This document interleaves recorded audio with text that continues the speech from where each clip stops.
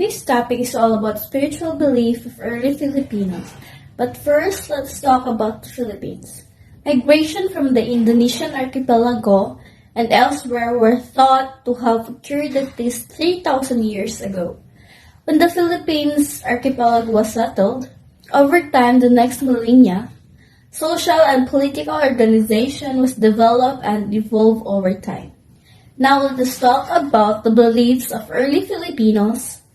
First, Filipinos believe in a parallel spirit world that was invisible but has an impact on the visible world. Second, Filipinos believe in spirits everywhere or anito, from the high creator god to minor spirits that live in the environment such as trees, rocks, and creeks. Excerpt from the relation of worship Tagalogs, their gods. So for now, I am tasked to define the primary sources of this excerpt. In all other villagers or in other parts of the Filipinas Islands, there are no consecrated sacrifices they perform during this time. The adoration of their idols are also the general practice of their own idolatry. And the next one is the simbahan. The simbahan, which defines a temple or a place of adoration they perform, which they also celebrate a festival. The festival that they celebrate is called a pandot, or worship they celebrate in the house of a large chef. So the next one. During this time, the whole barangay and family united and joined in the worship, which they called naaganitus. Badhala whom they called worship the title, which signifies all power. They also worshiped the moons, even if it was new for them, and also adoring the stars, even if they don't know what's the name of that star.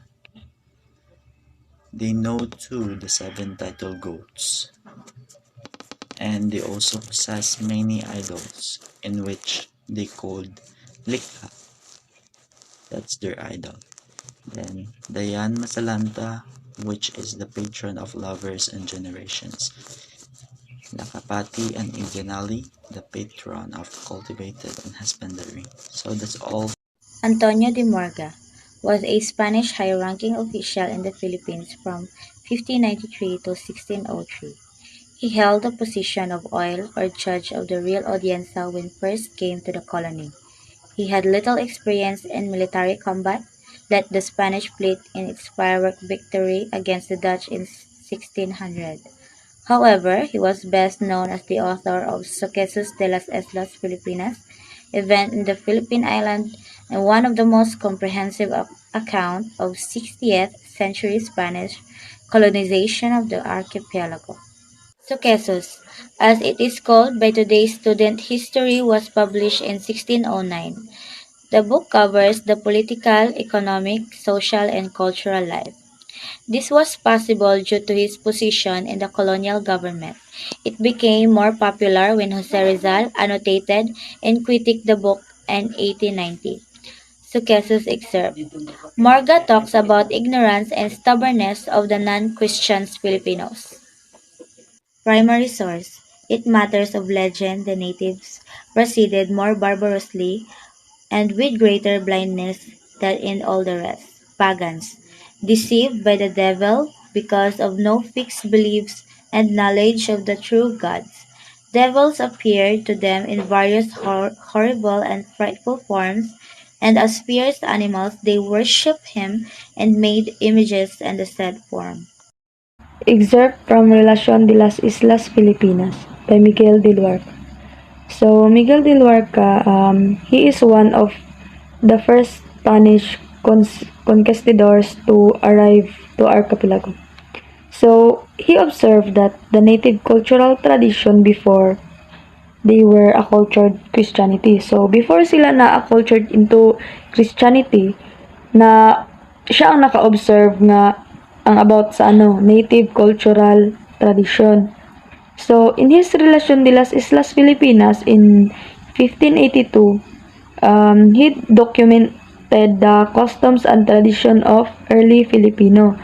So, iyang work pod is ga-discuss siya sa native significant since it was one of the earliest Spanish accounts coming from a layman. So, napudayon siya yung mga point of view like, katong about sa significance sa, native. Since it was, kanang first sa, Spanish account from a layman. So, daghan kay ni siya na-discover pud ato nga time katong 1582 kay siya man ang nag-document sa tanan costume sa Spanish tradition in early Filipino. Relación de las Islas Filipinas. Pedro Chirino. Pedro Chirino is one of the most well-known devoted Jesuit missionary of the early colonial period. He is a priest or historian who served as a Jesuit missionary in the Philippines. He is most remembered for his work entitled Relación de las Islas Filipinas, work about the Philippines and its people that was written. He was born in 1557 in the town of Osana, and he entered the Society of Jesus at the age of 23, and he was soon appointed to the mission in the Philippines, arriving the country in 1590 along with Gomez Perez. Stanley has a place in Philippine history as a founder of various towns and parishes in archipelago. His position in early Philippine historiography is also settled for his numerous work.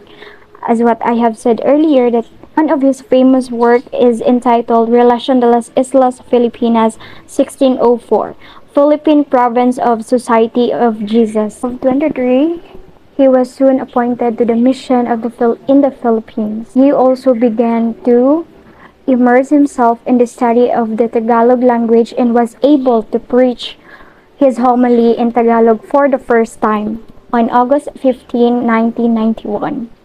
In addition, Chirino, he was also responsible for the elevation of the Jesuit mission in the Philippines.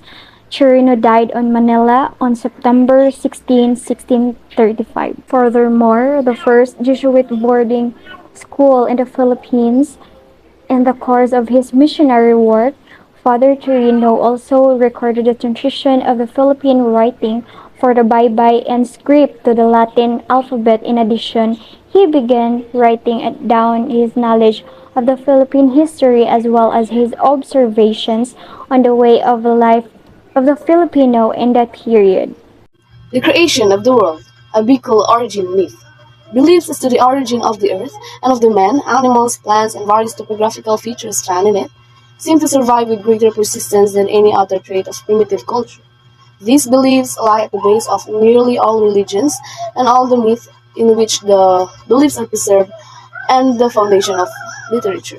The preservation and study of origin myth is, therefore, of much importance in the reconstructions of history of mankind, which is chief aim of anthropology, as said by Ofbile.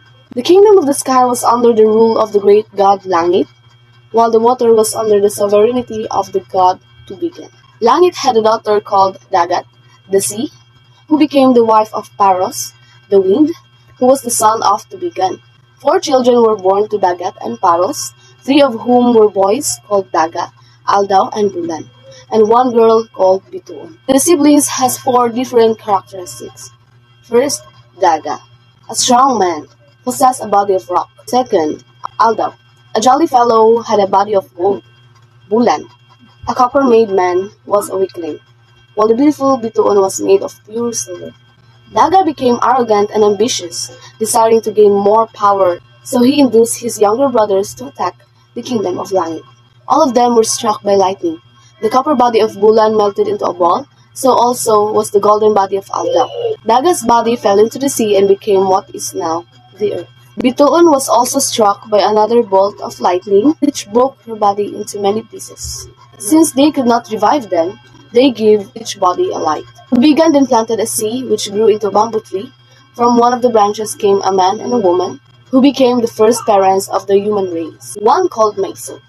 Maisog was not afraid and defied the gods. Langit, the king of the sky, struck Maisog with lightning and stunned him. Then he scattered the people over the earth as a punishment, and this way the earth was peopled. Maisog's body was blackened by the lightning, and all his descendants are black. But Maisog's son was carried to the north and became the parent of the white people. His other children were brought to the south, where the sun was hot, and it scorched their bodies so that all their people were brown of color. The other people were carried to the east, where they had to feed on clay due to scarcity of food. Because of this diet, their descendants were of yellow color. And finally, in this way, the earth came into being.